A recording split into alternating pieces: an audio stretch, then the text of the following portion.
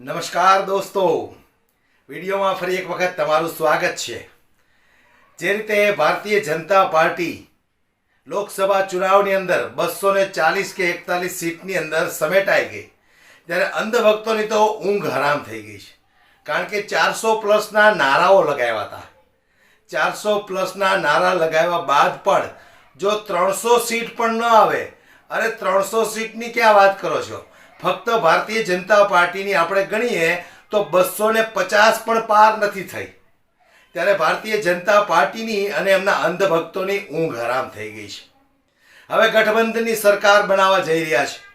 ત્યારે એક સમય હતો કે જે રીતે અત્યારે ગઠબંધનના સહારે આ સરકાર બનાવવા જઈ રહ્યા છે, ત્યારે ખુદ નરેન્દ્રભાઈ મોદી એવું કહેતા કે ભાઈ ગઠબંધનની સરકારથી બનેલા પ્રધાનમંત્રીને લાયક નથી। આવું નરેન્દ્રભાઈ મોદીએ કહેલું છે। ત્યારે આજે ગઠબંધનની સરકાર બનાવવા જઈ રહ્યા છે નરેન્દ્ર મોદી, ત્યારે ચંદ્રબાબુ નાયડુ અને નીતિશ કુમારનો સહારો લઈને આ લોકો સરકાર બનાવવાની કોશિશ કરી રહ્યા છે। ત્યારે એ જ નાયડુ સાહેબ છે કે જેના ઉપર એક સમયે નરેન્દ્રભાઈ મોદીએ કેવા આક્ષેપો કર્યા હતા કે ચંદ્રબાબુ નાયડુ તો આતંકવાદી છે, આતંકવાદી કરતાં પણ મહાઆતંકવાદી છે, એમના સસુરની પીઠમાં છુરો ભોંકનાર વ્યક્તિ છે, આવા વ્યક્તિનો ભરોસો આપણે કેમ કરી શકીએ? આ ખુદ નરેન્દ્રભાઈ મોદીએ 2019 કે 18 ની આસપાસ કહેલું હતું। સૌપ્રથમ તમે એને જરા સાંભળો। ये याद दिलाते हैं कि वो मुझसे बहुत सीनियर है। भाई इसमें क्या विवाद है? आप सीनियर है, इसलिए आपके सम्मान में मैंने कभी कोई कमी नहीं छोड़ी है। आप सीनियर है दल बदलने में, आप सीनियर है नए नए दलों से गठबंधन करने में, आप सीनियर है अपने खुद के ससुर की पीठ में छुरा भोंकने में, अरे आप सीनियर है एक चुनाव के बाद दूसरे चुनाव में हारने में, एक चुनाव के बाद दूसरे चुनाव में हारने में, और मैं तो उसमें सीनियर हूं नहीं।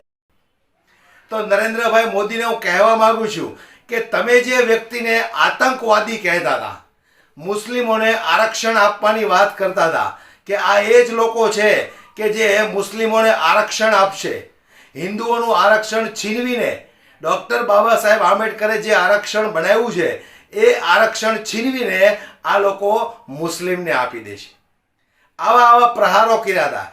આજે નરેન્દ્રભાઈ મોદીને ચંદ્રબાબુ નાયડુની જરૂર પડી રહી છે।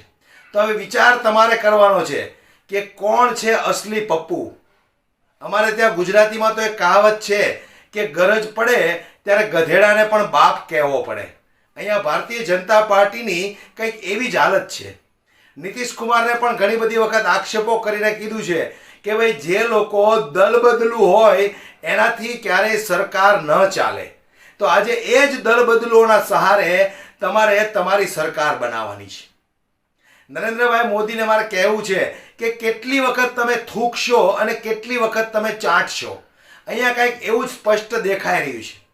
તમે જે રીતે બીજા પક્ષના લોકો ઉપર આક્ષેપો લગાવો છો, ત્યારે તમને ખુદને ખબર નથી રહેતી કે ક્યારે આપણી પાર્ટીનો પણ આવો સમય આવશે અને વિપક્ષો આપણા ઉપર આક્ષેપો કરશે।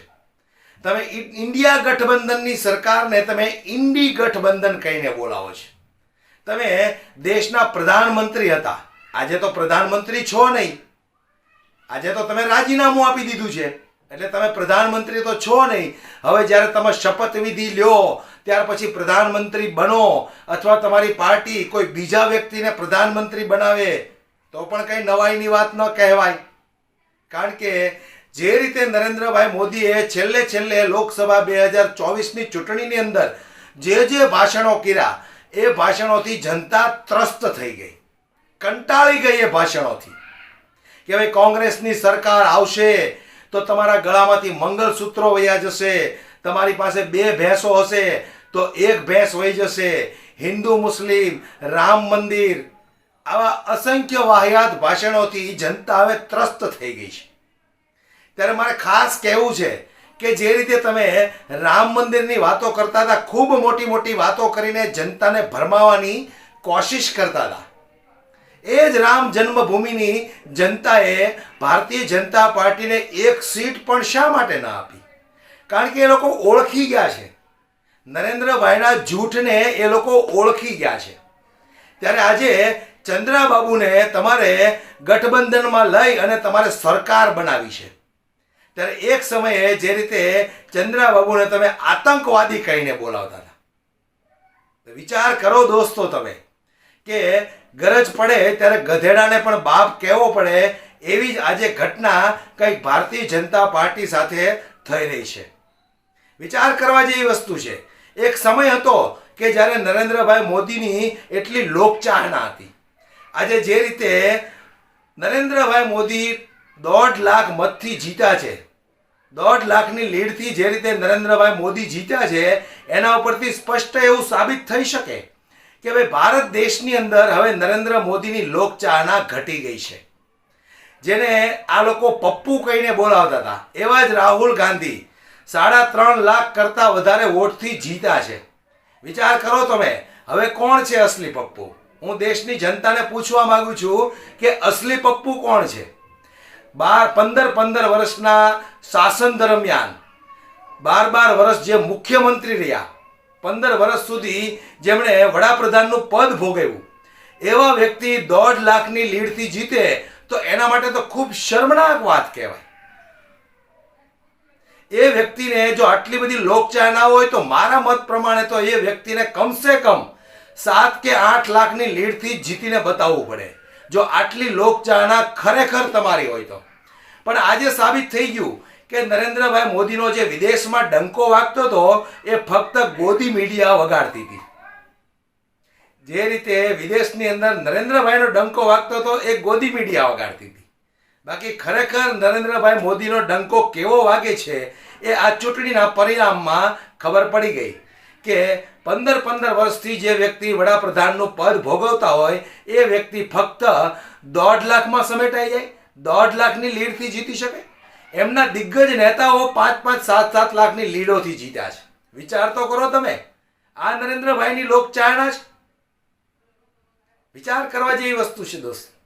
પરંતુ જે રીતે ચંદ્રાબાબુ નાયડુને આ લોકો ગઠબંધનમાં જોડીને સરકાર બનાવવા જઈ રહ્યા છે, ત્યારે તમે મને જવાબ આપો દોસ્તો કે આ સરકાર કેટલી ચાલશે?